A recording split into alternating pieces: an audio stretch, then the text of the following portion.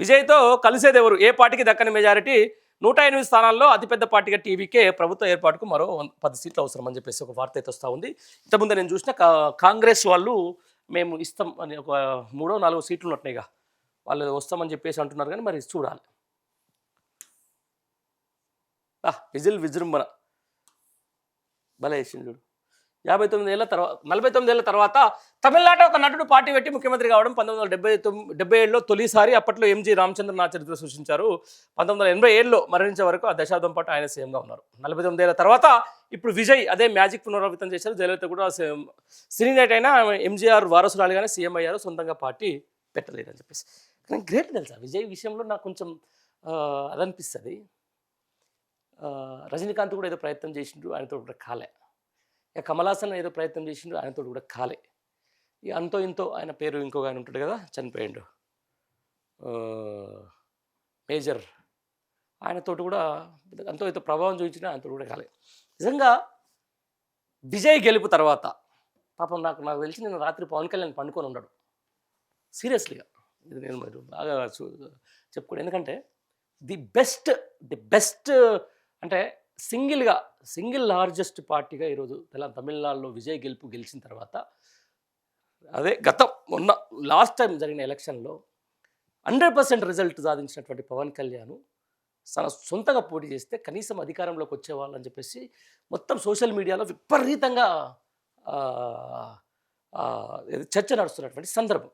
ఆయన సొంతంగా పోతే, ఎందుకంటే 100% రిజల్ట్ కదా, ఆ 100% రిజల్ట్తో ఆయన కనీసం ఆయనకున్న ఊపుని ఖచ్చితంగా ఆయన తొలిసారిగా వాళ్ళ అన్న ఏదైతే పార్టీ పెట్టిండో చిరంజీవి, ఆయన కళని మాత్రం మనోడు సాకారం చేసే అవకాశం ఉండే. బట్ ఆయన అది అక్కడ రాజకీయ సమీకరణాలు వేరు కావచ్చు, ఇక్కడ రాజకీయ సమీకరణాలు వేరు కావచ్చు, కానీ ఒక ఊపు వచ్చినప్పుడే మనం ఊపేసేయాలి. పాపం అంత ఊపు మళ్ళీ పవన్ కళ్యాణ్కు లైఫ్లో కూడా వచ్చే అవకాశం ఉంటుందో ఉండకపోతుందో నాకు తెలియదు. కానీ ఎందుకంటే పరిస్థితులు వేరు కావచ్చు. లేకపోతే ఒక అద్భుతమైనటువంటి ఒక్కసారి నువ్వు అధికారంలోకి వస్తే పవన్ కళ్యాణ్ ఆ పార్టీ అనేది కొన్ని దశాబ్దాల పాటు కొంతమంది కార్యకర్తలకు, లీడర్లకు ఒక ఊతమిచ్చే పార్టీ లెక్క నిలబడేది. బట్ ఆయన ఎప్పుడు కూడా తోకపాటి లెక్కనే ఉంటే ఇక ఆయన జీవితంలో కూడా మళ్ళీ ముఖ్యమంత్రి కాదు కదా, రాజకీయ పతనం చాలా వేగవంతంగా ఉంటుంది. ఆ తర్వాత ఎట్లా జరుగుతుంది? ఎందుకంటే ఒక పెద్ద మర్రి చెట్టు నీడలా నువ్వు ఏ పంట వేసినా, ఏ మొక్క పెట్టినా ఉండదు, అది చచ్చిపోతుంది.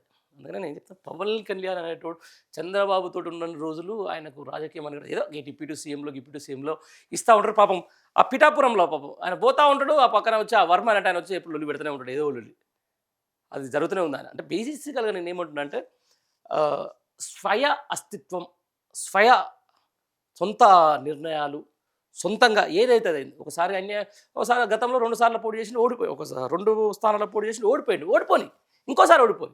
బట్ ఏదో ఒక రోజు ప్రజలు నమ్ముతారు కదా. ఇక నువ్వు ఒక్కసారి ఆ పార్టీతో కలిసినప్పుడు, ఒక్కసారి నువ్వు టీడీపీ తోటి ఈరోజు కలిసి ఉన్నావో లేకపోతే వేరే పార్టీతో కలిసినప్పుడు నువ్వు బయటికి వచ్చినా కూడా రేపు వాళ్ళని విమర్శించాలంటే నువ్వే ఉన్నావు కదా అని చెప్పేసి నా కాడికి వస్తుంది కదా. రేపు సేమ్ మీ ఇద్దరు ఒకటే అనే కాడికి వస్తుంది కదా. సో అదంతా ఒకసారి ఆలోచించుకొని అక్కడ నిర్ణయం తీసుకోవాల్సి ఉండే. ఏదేమైనా కూడా విజయ్ గెలుపు తర్వాత సీరియస్లీ నేను చెప్తున్నాను, పవన్ కళ్యాణ్కి అయితే నిద్ర పట్టి ఉండదు. ఇదైతే మా రాసి పెట్టుకోండి. రైట్, ఇప్పుడు ఎవరు వస్తారు ఈయనతోటి? విజయ్ డ్రైవర్ కుమారుడి గెలుపు.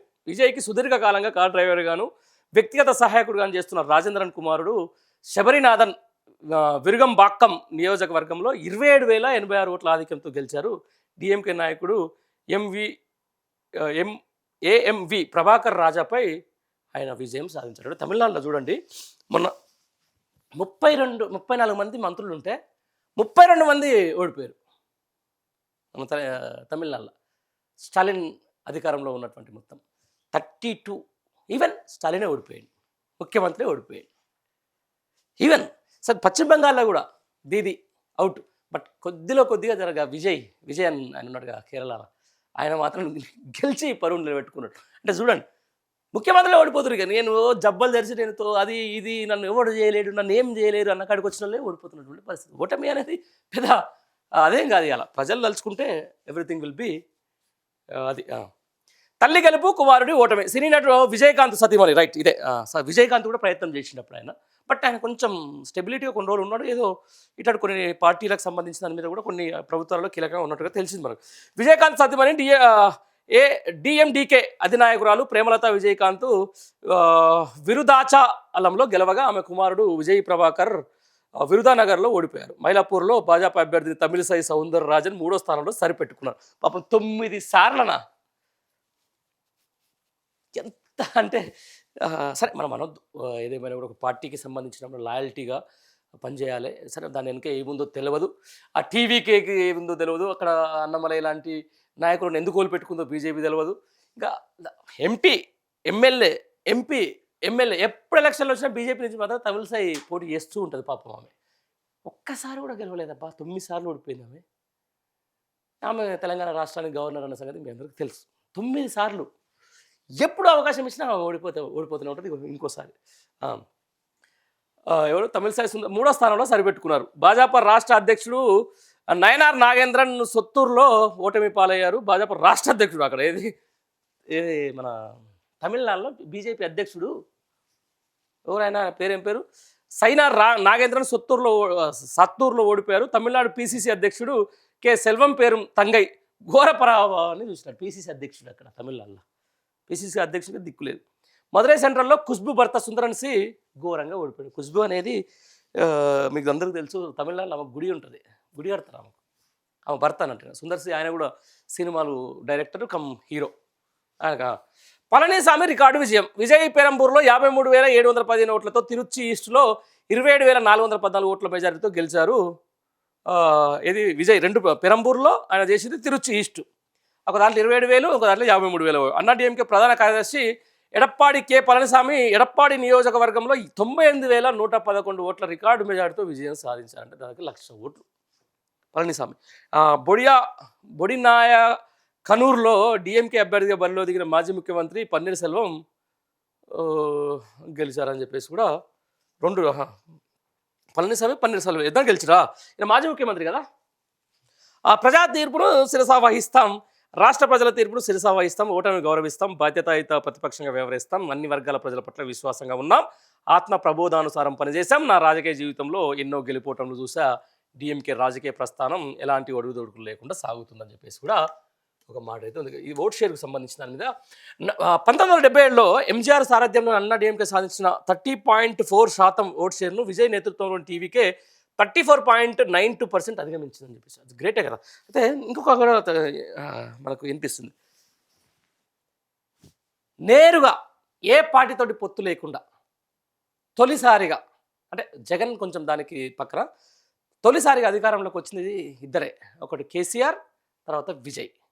ఇక ముందు కూడా ప్రయత్నం చేసిండు జగన్, కానీ అప్పుడు రాలే. రెండోసారి ఏ పార్టీతోటి పొత్తు లేకుండా సింగిల్గా జంగల్ మే ఏదైతే సింహం లెక్క, అడవిలో సింహం లెక్క సింగిల్గా లార్జెస్ట్ పార్టీగా అధికారంలోకి వచ్చిందంటే ముగ్గురే. ఒక్కడు కేసీఆర్, ఆయన మనం దాన్ని అన్టచబుల్, దాన్ని చేయలేం. ఆ తర్వాత విజయ్, ఆ తర్వాత జగనే. ఎట్లాంటి పొత్తులు లేకుండా, ఎలాంటి ఎవరితోటి కూడా కలవకుండా వాళ్ళ ఎజెండా, వాళ్ళ సిద్ధాంతం కోసం నేరుగా వచ్చేసిన వాళ్ళే ఫైట్ చేసుకురు, వాళ్ళే ఈరోజు ముఖ్యమంత్రులు అయ్యారు. వాళ్ళ ముగ్గురికి అది ఉంటుంది, గ్రేట్. అది సొంత నియోజకవర్గం ముఖ్యమంత్రి. డిఎంకే అధినేత ముఖ్యమంత్రి ఎంకే స్టాలిన్ తన సొంత నియోజకవర్గం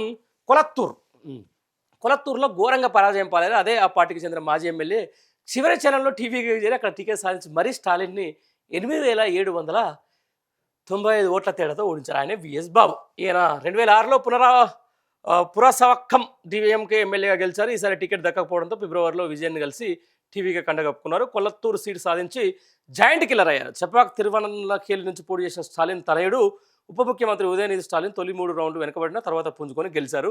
టీఎంకే మంత్రులు 16 మంది కూడా ఓడిపోయారు. బరిలో ఉన్న ఏకైక మహిళా మంత్రి గీతా జీవన్ తుత్తుకుడిలో ఓడిపోయారు. పార్లమెంట్లో డిఎంకే పక్ష నేత టీఆర్ బాలు కుమారుడు మంత్రి టీఆర్ బి రాజా మున్నూరుగఢ్లో ఓడిపోయారు.